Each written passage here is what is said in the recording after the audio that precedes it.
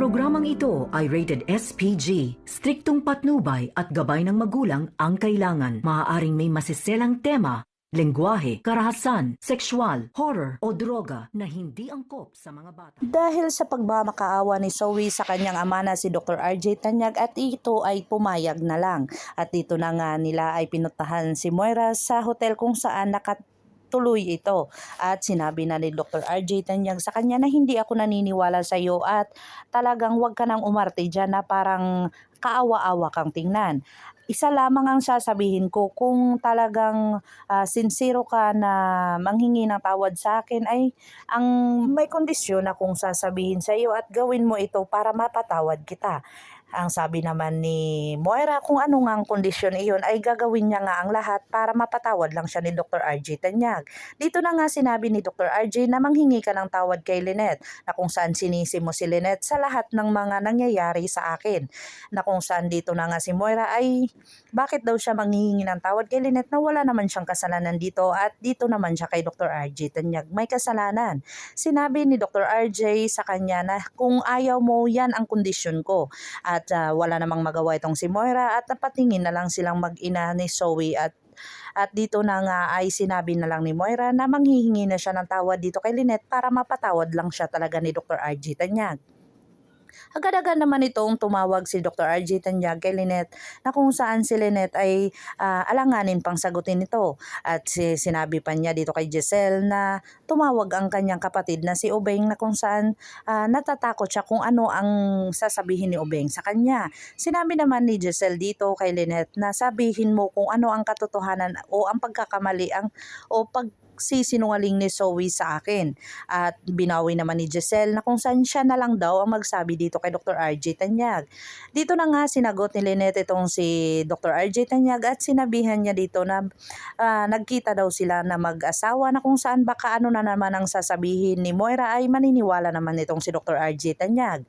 At sabi nga ni Dr. RJ hindi sa ganon kung saan makikipagkita si Moira sa iyo dahil manghingi siya ng tawad. Dito na nga nagulat si Lynette sa mga sinasabi ni Dr. RJ Tanyag na kung saan binalaan siya ni Giselle na baka patibong lang yan ni Moira kaya mag-iingat ka dahil alam mo na ang ugali ni Moira. At dito na sinabi ni Dr. RJ Tanyag na kung papayag ka, nasa iyo naman ang desisyon kung hindi or papayag ka. Dito na nga nasabi ni Dr.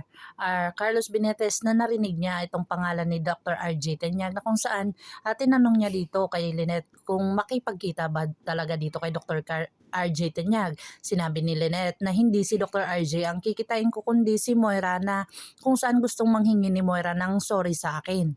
Dito na nga ay hindi naniwala si Dr. Carlos Benitez sa kanyang mga narinig dahil si Moira ay hindi talaga nagpapatalo at hindi talaga nanghihingi ng tawad dyan. Imposible. Kaya gustong sumama ni Dr. Carlos at hindi naman pumayag si Lynette dahil sa marami pa nga siyang gagawin dito sa kanyang opisina. At sinabi na lang ni Lynette na hindi naman ako pababayaan ni Chang at saka ni Josa at lalong-lalo na sasama naman si Ma'am Giselle sa akin. Kaya sila na lang apat na pumunta doon sa restaurant kung saan sila magkikita ni Moira at ni Dr. RJ Tanyag. Pagdating nila doon ay hindi pa doon or wala pa sila ni Dr. RJ na kung saan dito pa inantay nila ng konti na kung saan akala nila na hindi na darating at patibong laang yun ni Moira. Dito na nga ay nagulat sila na dumating si Dr. RJ Tanyag at saka si Moira at dito na sinabi ni Dr. RJ kay Giselle na sila munang tatlo ang mag-uusap kaya agad-agad naman umalis yung tatlo na sila, Josa at saka si Chang Susan at lalong-lalo na si Giselle. Pero ito ay sinabihan ni Giselle si Dr. RJ Tanyag na pagkatapos nyo mag-promise ka sa akin na mag-uusap tayo. Dito na nga nag-uusap si Dr. RJ Tanyag at saka si Lynette at saka si Moira na kung saan nanghingi na ng tawad itong si Moira.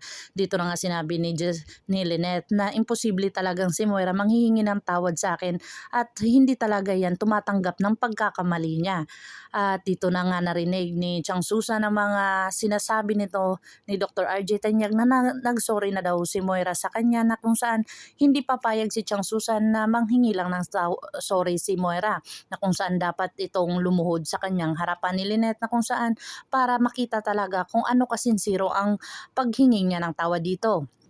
Sinabi naman ni Dr. RJ Tanyag na dapat pa ba talagang lumuhod at nag-second emotional itong si Josa. Oo naman at kulang pa yan sa lahat ng mga ginagawa niyang pagkakamali sa mag-inang iyan. Na dito na nga natahimik itong si Dr. RJ Tanyag na kung saan dito na ginawa ni Moira ang pagluhod niya sa harapan ni Lynette. Pero ito nga si Dr. RJ Tanyag ay nag-usap nga sila ni Giselle. Dito na nga sinabi ni Giselle ang kasinungalingan ni Zoe sa kanya na kung saan sinabihan siya or tinext ni Zoe sa kanya na nasa vacation daw ikaw. Kung saan pinapakialaman ni Zoe ang iyong cellphone. Dito naman nagulat at napasabi si Dr. RJ na hindi talaga mapagkatiwalaan nitong mag-inang si Moira at saka si Zoe, lalong-lalo na talagang nakikita na talaga ang tunay nilang ugali. Dito na din sinabi ni Dr. RJ Tanyag na hihiwalayan niya na si Moira at sinabi din ni Giselle dito na kung ano ang balak niya kay Lynette. At dito na nga nag-isip si Dr. RJ Tanyag kung ano ba talaga ang nararamdaman niya kay Lynette at kung ano ba talaga ang gagawin niya. Abangan natin ang mga susunod pa na episode na ito, ang Abot Kamay na Pangarap. Kung bago lang po kayo sa akin channel, please like, share, and subscribe para ma-update po kayo sa mga susunod pa. Yun lamang po at maraming salamat.